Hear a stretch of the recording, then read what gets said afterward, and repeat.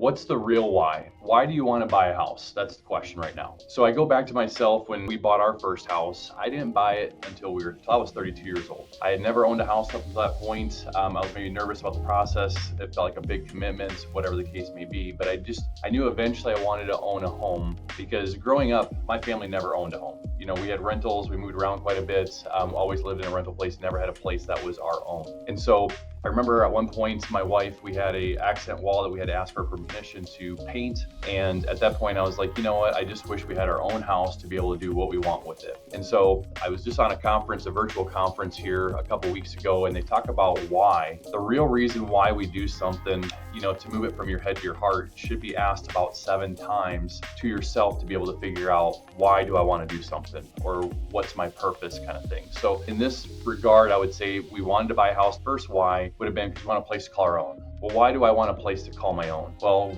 growing up, we didn't really have a place that we called our own. And so I just always was envious of people that had their own home and could kind of do what they wanted to the house and had a big backyard and all that fun stuff. So essentially, I wanted a bigger backyard. Why do I want a bigger backyard? Because as we grew our family, I wanted to be able to play catch in the backyard with my kids, my boys, girls if we had them, play with the dogs, etc. So that was the next why.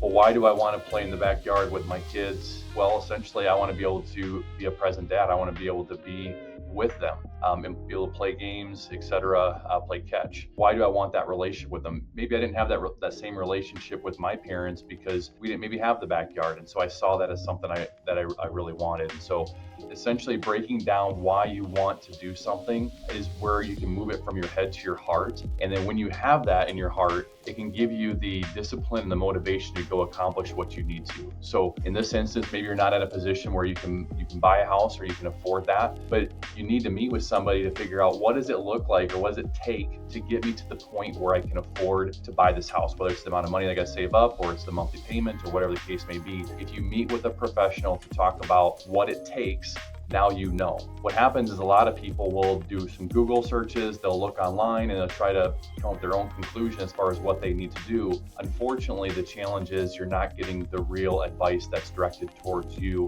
in your situation. So I think it's very important to meet with somebody to talk about that. But that's just something that's been on my heart lately ever since that conference. Actually, I was thinking about why we do the things and why do I want to do X, Y, Z. And it made me think about when we bought our first house, because I've seen people at 22 years old buying a house. And I'm thinking, man, how much further ahead would I have been if I would have bought a house at 22? Now, part of it is I was irresponsible at 22, so I don't know if I would have handled it the best way. But you think about appreciation or the amount of money that we threw away in rents up until 32 years old, it's crazy. So that money could have been applied towards a house and built equity and built some wealth that way. So anyway, just wanted to share that with you. I hope you have a great day.